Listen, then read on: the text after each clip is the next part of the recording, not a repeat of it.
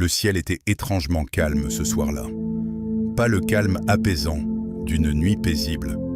Non, un silence lourd, épais, comme si la terre elle-même retenait son souffle. Imaginez un instant, un monde où les hommes ne craignent plus rien, un monde où la violence est devenue normale, où les puissants écrasent les faibles sans remords, où les regards sont vides, où les prières ont disparu. Un monde où les enfants grandissent sans connaître la bonté, où les mensonges circulent plus vite que la vérité, où les hommes vendent leur âme pour quelques pièces d'or, où les familles se déchirent pour le pouvoir, où personne ne demande plus pardon. Maintenant, imaginez ceci. Au milieu de ce monde perdu, un homme marche encore avec Dieu. Cet homme s'appelait Noah. Et cette nuit, vous allez vivre son histoire comme si vous y étiez. Pas comme un simple récit ancien, pas comme une légende racontée aux enfants, mais comme la chronique terrifiante de la fin du monde. Alors avant de commencer, abonnez-vous, laissez un like et dites-moi dans les commentaires béton, que feriez-vous si vous étiez le seul homme juste dans un monde corrompu? Parce qu'à partir de maintenant, tout va changer. Fermez les yeux un instant. Imaginez les rues de cette époque. La poussière recouvre les chemins. Les marchés débordent peu de cris. Des hommes négocient comme des prédateurs. Des soldats traversent les villes avec arrogance. Les pauvres sont ignorés. Les anciens sont humiliés. La compassion semble avoir disparu de la terre. Les nuits sont remplies d'ivresse. Les journées sont remplies de colère. Les hommes vivent uniquement pour eux-mêmes. Dans certaines maisons, on entend des pleurs derrière les murs. Dans d'autres, des fêtes éclatent pendant que les affamés mendient dehors. Les juges vendent leurs décisions. Les chefs abusent de leur pouvoir. Même les temples sont devenus silencieux. Et pourtant, au milieu de cette obscurité, Noé continue de croire. Chaque matin avant l'aube, il s'éloigne des villes. Il marche seul sur les collines silencieuses. Il regarde le ciel. Il prie. Pas pour la richesse, pas pour le pouvoir. Il prie pour comprendre pourquoi le monde est devenu si froid. Parfois son plus jeune fils le suit discrètement. Le garçon observe son père s'agenouiller dans la poussière. Puis il demande doucement « Père, pourquoi les hommes se font-ils autant de mal ?» Noé garde le silence quelques secondes. Le vent traverse les arbres.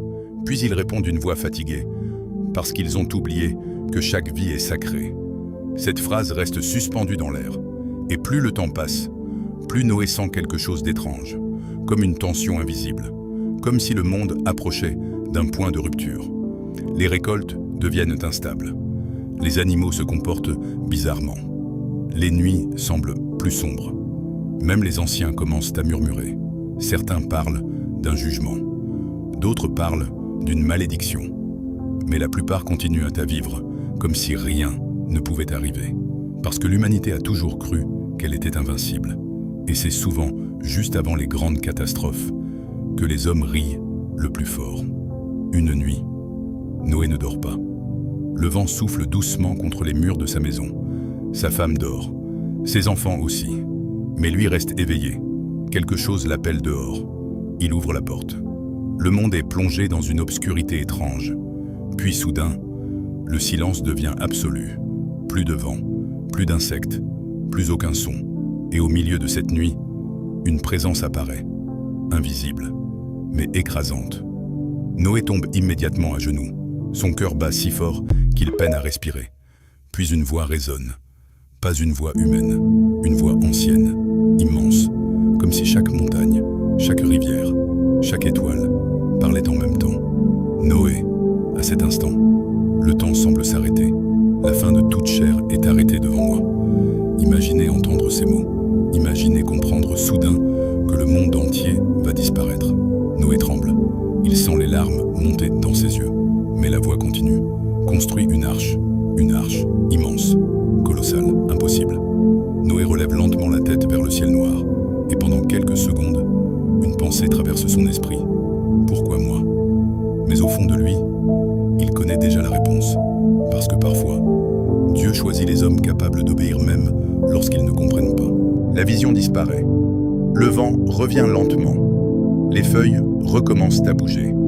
Mais Noé sait que plus rien ne sera jamais comme avant. Le lendemain matin, Noé commence, sans explication, sans preuve, sans certitude visible.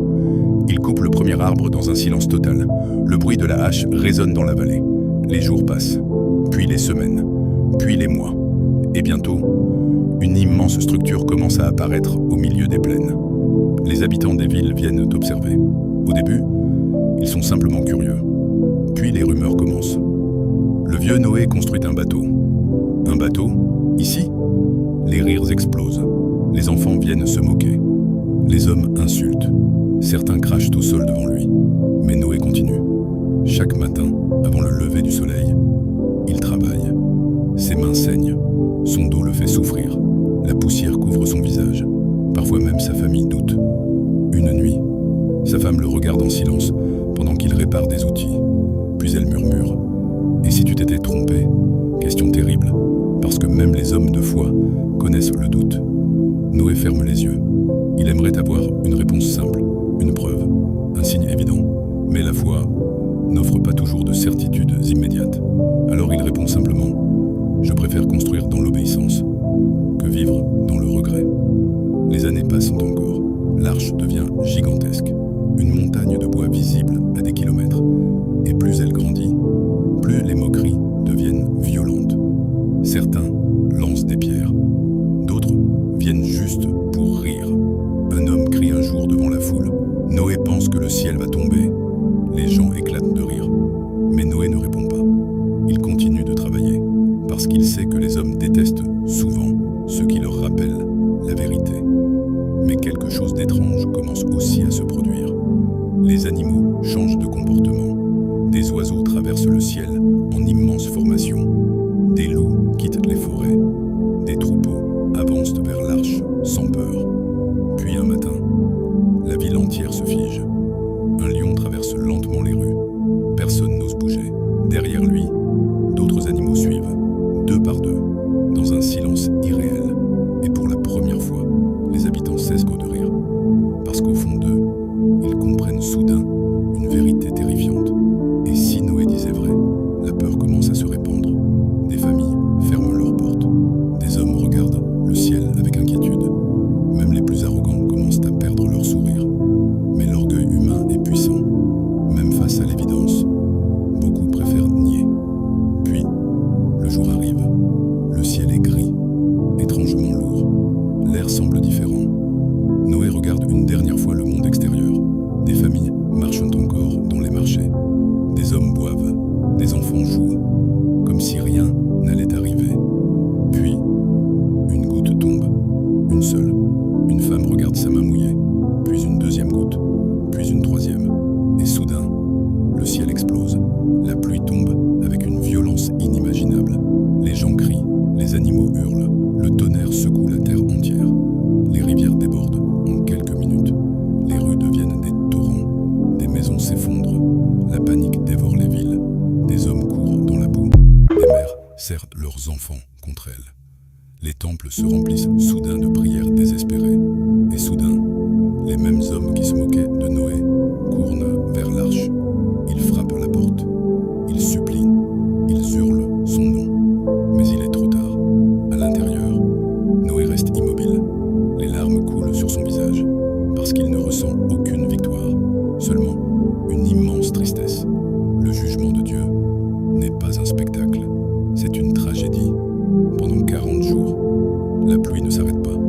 40 jours de ténèbres, 40 jours de cris, 40 jours où le monde ancien disparaît sous les eaux. Puis finalement, le silence. La vision disparaît. Le vent revient lentement. Les feuilles recommencent à bouger. Mais Noé sait que plus rien ne sera jamais comme avant.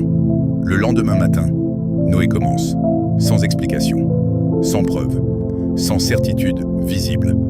Il coupe le premier arbre dans un silence total. Le bruit de la hache résonne dans la vallée. Les jours passent, puis les semaines, puis les mois. Et bientôt, une immense structure commence à apparaître au milieu des plaines. Les habitants des villes viennent d'observer. Au début, ils sont simplement curieux. Puis les rumeurs commencent. Le vieux Noé construit un bateau. Un bateau? Ici? Les rires explosent. Les enfants viennent se moquer. Les hommes insultent. Certains crachent au sol devant lui. Mais Noé continue. Chaque matin, avant le lever du soleil, il travaille. Ses mains saignent. Son dos le fait souffrir. La poussière couvre son visage. Parfois même sa famille doute. Une nuit, sa femme le regarde en silence pendant qu'il répare des outils. Puis elle murmure. « Et si tu t'étais trompé ?» Question terrible, parce que même les hommes de foi connaissent le doute. Noé ferme les yeux. Il aimerait avoir une réponse simple, une preuve, un signe évident. Mais la foi n'offre pas toujours de certitudes immédiates. Alors il répond simplement « Je préfère construire dans l'obéissance que vivre dans le regret. » Les années passent encore. L'arche devient gigantesque, une montagne de bois visible à des kilomètres. Et plus elle grandit, plus les moqueries deviennent violentes. Certains lancent des pierres, d'autres viennent juste pour rire. Un homme crie un jour devant la foule. Noé pense que le ciel va tomber. Les gens éclatent de rire. Mais Noé ne répond pas. Il continue de travailler, parce qu'il sait que les hommes détestent souvent ceux qui leur rappellent la vérité. Mais quelque chose d'étrange commence aussi à se produire. Les animaux changent de comportement. Des oiseaux traversent le ciel en immense formation. Des loups quittent les forêts. Des troupeaux avancent vers l'arche sans peur. Puis un matin, la ville entière se fige. Un lion traverse lentement les rues. Personne n'ose bouger. Derrière lui, d'autres animaux suivent, deux par deux, dans un silence irréel. Et pour la première fois, les habitants cessent de rire. Parce qu'au fond d'eux, ils comprennent soudain une vérité terrifiante. Et si Noé disait vrai, la peur commence à se répandre. Des familles ferment leurs portes. Des hommes regardent le ciel avec inquiétude. Même les plus arrogants commencent à perdre leur sourire. Mais l'orgueil humain est puissant. Même face à l'évidence, beaucoup préfèrent nier. Puis, le jour arrive. Le ciel est gris, étrangement lourd. L'air semble différent. Noé regarde une dernière fois le monde extérieur. Des familles marchent encore dans les marchés. Des hommes boivent, des enfants jouent, comme si rien n'allait arriver. Puis, une goutte tombe, une seule. Une femme regarde sa main mouillée, puis une deuxième goutte, puis une troisième. Et soudain, le ciel explose. La pluie tombe avec une violence inimaginable. Les gens crient, les animaux hurlent, le tonnerre secoue la terre entière. Les rivières débordent en quelques minutes. Les rues deviennent des torrents, des maisons s'effondrent. La panique dévore les villes. Des hommes courent dans la boue. Des mères serrent leurs enfants contre elles. Les temples se remplissent soudain de prières désespérées. Et soudain, les mêmes hommes qui se moquaient de Noé courent vers l'arche. Ils frappent la porte. Ils supplient. Ils hurlent son nom. Mais il est trop tard. À l'intérieur, Noé reste immobile. Les larmes coulent sur son visage parce qu'il ne ressent aucune victoire, seulement une immense tristesse. Le jugement de Dieu n'est pas un spectacle, c'est une tragédie. Pendant 40 jours, la pluie ne s'arrête pas. 40 jours de ténèbres, 40 jours de cris, 40 jours où le monde ancien disparaît sous les eaux. Puis finalement, le silence.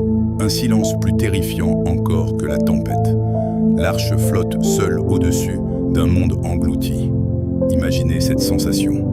Ouvrir une fenêtre et ne voir que l'eau. Partout, plus de villes, plus de royaumes, plus aucune civilisation, seulement l'océan et le ciel. Les jours deviennent des semaines, les semaines deviennent des mois. Parfois la famille de Noé reste silencieuse pendant des heures entières.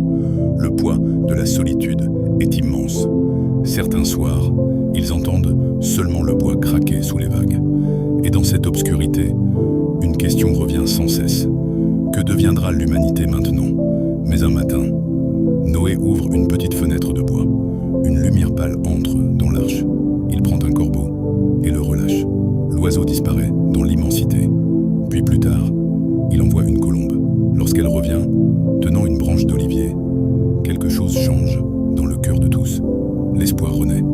Parce qu'après les plus grandes tempêtes, la vie trouve toujours un chemin.